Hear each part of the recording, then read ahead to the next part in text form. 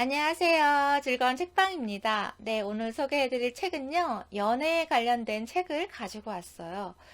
요즘에는 젊은 사람들만 연애를 하는 것이 아니라, 늦게 결혼하는 사람도 많고, 그리고 또 솔로로 살아가시는 분도 계시고, 결혼을 했다가 헤어져서 돌싱으로 혼자 계신 분들도 많이 계시잖아요. 그래서 연령대에 상관없이 연애를 하시는 분들이 많고 또 연애에 대해서 관심을 기울이는 분도 많을 것 같아서 그런 분들이 읽으시면 좋을 책을 가지고 왔어요. 저는 이 책을 책 제목을 보고 관심이 생겨서 좀 더 자세하게 읽어보고 또 구매까지 하게 된 책인데 어떤 책이냐면요. 사랑한다고 상처를 허락하지 말 것이라는 책이에요. 사랑한다고 상처를 허락하지 말 것. 이 책은 김달 작가님이 쓰신 책인데요. 이분이 유튜브 크리에이터로 유명하신 분이시더라고요. 연애 전문 채널이더라고요. 그래서 저는 몰랐는데 이번에 알게 되었어요. 그래서 이 책을 보면 이 표면에 보면 관계를 위해 애쓰느라 미처 나를 돌보지 못한 당신에게라는 내용이 담겨 있어요. 작가님의 말이 담겨 있는데요. 이 말을 읽고 더 이 책이 궁금해져서 읽게 되었어요. 그리고 이 뒷부분에 보면 책 내용이 짤막하게 담겨 있는데요. 이 부분을 먼저 읽고 소개를 해드릴게요. 왜 나만 마음 주고 서운해하고 아파해야 하는 걸까? 아니란 걸 알면서도 관계를 이어갈 수밖에 없을 때, 사랑과 이별 사이에서 불안한 순간, 문득 내일이 막막해지는 밤이 와도 더 이상 한때 좋았던 기억에 얽매여서 앞으로는 바뀔 거라고 기대로 자신을 아프게 하지 않았으면 합니다. 감정에 연연하지 말고 맺고 끊음 확실하게 누구에게도 상처를 허락하지 않는 지금 이 순간부터 나의 삶은 나의 선택에 따라 정답이 됩니다. 네. 우리가 연애를 할 때 가장 중요한 것이 누구냐면 나 자신이라는 거예요. 그래서 여기서 작가님이 연애에 대해서 많은 상담을 하고 그러한 상담 내용들을 정리를 해서 5장으로 나눠서 소개를 해주세요. 그 중심에는 뭐가 있냐면 자존감이라는 것이 있어요.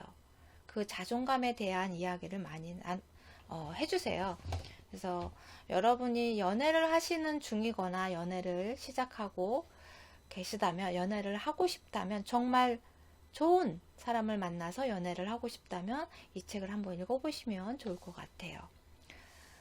차례를 먼저 소개를 해드릴게요. 어떻게 정리가 되어 있냐면요. 1장에서는요. 당신은 당신의 상처보다 크다. 혼자 사랑하고 상처받지 마라. 2장은 여전히 그에게 휘둘리는 나에게. 당신은 이미 충분히 매력적인 사람이다. 3장 그 사람은 대체 왜 그러는 걸까? 더 이상 상처받지 않는 관계의 법칙. 4장 사랑하는데 외롭고 헤어지기는 두렵다면 이별과 재회, 엇갈린 마음에 좋은 안녕을 구하는 법. 5장 가장 힘들었던 순간에 깨닫게 된 것들. 어쩌면 당신 인생을 바꿀 이야기. 이렇게 5장으로 나눠서 정리를 해서 소개를 해주고 계세요. 그래서 오늘은 자존감에 대해서 많이 말씀하신다고 그랬잖아요. 그 내용에 대한 그런 관련된 그 부분을 먼저 소개를 해드릴게요. 책 내용을 먼저 읽어드릴게요. 본인의 가치는 남들의 평가에 의해 정해지는 것이 아니다. 내 가치는 내가 정하는 것이다. 내가 내 가치를 믿는 만큼 남들에게 그대로 드러난다. 그러므로 자신의 가치를 스스로 알고 당당하게 표현하는 연습이 필요하다. 우리가 자존감이 항상 높은 것이 아니라 오르락내리락 하잖아요. 감정의 상태에 따라서, 상황에 따라서 그리고 어떤 부분에 대해서 내 자존감이 올라갈 때도 있고 어떤 부분에 대해서는 좀 내려갈 때도 있고 그렇잖아요. 그래서 항상 나 자신에 들여다보고 나 자신을 챙기고 존중해주고 그러한 낮은 감정을 느낄 때조차도 그런 것을 인정하고 받아들이고 존중해주는 것이 나 자신을 사랑하는 것이고 나의 자존감을 높이는 그러한 훈련들이 나의 자존감을 높이는 그러한 일이 된다는 거예요. 자존감이라는 것이 자신의 가치를 스스로 인정하고 자신을 아껴주고 존중하는 마음이잖아요. 나 자신을 나 스스로가 사랑해야지 다른 사람도 사랑할 수 있다는 거예요. 내가 나 자신을 사랑하지 않으면서 다른 누군가를 사랑한다면 그것은 정말 나를 위한 사랑을 하는 것이 아니라 그리고 또 그 사랑이 오래 갈 수 없다는 거죠. 여기서 작가님은 이렇게 말씀하세요. 자존감은 나에 대한 최소한의 예의와 같다고 그렇게 말씀을 하세요. 그만큼 나 자신을 챙기고 사랑하고 존중해주고 그러한 자존감을 훈련하고 꾸준히 나 자신을 들여다보는 관심을 기울이는 그러한 훈련들이 필요하다는 거예요. 사람은 누구나 다 장단점이 있잖아요. 다른 사람의 뭐 좋은 점, 장점 그것만을 부러워하는 것이 아니라 먼저 나 자신을 들여다봐야 한다는 거죠. 나의 장점, 나의 좋은 점 그리고 또 내가 잘하는 거, 내가 좋아하는 거, 내가 싫어하는 거 그런 것을 잘 알아야지만 나의 감정이나 나의 생각을 제대로 표현하고 전달해 줄 수 있잖아요. 다른 사람의 뭐 좋은 점만 그런 것을 부러워하고 그렇다면 그것은 내 것이 아니잖아요. 나의 가치를 나도 충분히 소중하고 가치 있고 잘하는 좋은 점이 있는데 그것을 인정해주고 바라보지 않는다면 거기에 그 연애에서는 나 자신은 없고 다른 무언가에 내가 바라는 그런 가면을 써야 하는 그런 상황들이 많이 생겨나게 된다는 거죠. 그런 것처럼 그만큼 나 자신을 먼저 사랑하고 존중해주고 그러한 것에 관심을 더 기울이고 시간을 더 투자하라는 거예요. 그러한 훈련들이 필요하다는 거죠. 그래야지 올바른 연애를 할 수 있고 좋은 사람을 오랜 시간 동안 관계를 잘 유지해 나갈 수 있다는 거죠. 그리고 상처도 덜 받고 그러한 일이 된다는 거예요. 누구나가 다 소중하고 정말 가치 있는 그러한 사람들이잖아요. 우리들이잖아요. 그런데 그러한 것들을 제대로 인정해주지 않고 그런 식으로 연애를 하게 된다면 갑과 을이 되고 그리고 또 나중에 상처를 입게 되는 그러한 상황이 벌어지게 된다는 거죠. 책 내용을 읽어드릴게요. 혹시 나 혼자 너무 퍼다주기식 사랑을 하고 있지 않은가? 희생과 침묵만이 답은 아니다. 자신의 마음을 표현하고 원하는 바를 요구하는 연습을 해야 한다. 자신의 입장을 분명하게 밝히는 사람에게는 누구도 함부로 대할 수 없다. 혹시 솔직하게 속상하다고 내 마음을 얘기하면 그 사람이 떠나지 않을까? 하고 두렵고 망설여질지도 모르겠다. 그러나 상대방과의 관계를 계속 이어가기 위해 지금의 불편한 감정을 참는다면 이렇게 얻은 가짜 평화는 절대로 오래갈 수 없다. 네. 계속 감정을 찾다 보면 나중에는 그것이 폭발을 하게 되죠. 그렇기 때문에 지금 당장은 그래 내가 좀 참는 게 낫지.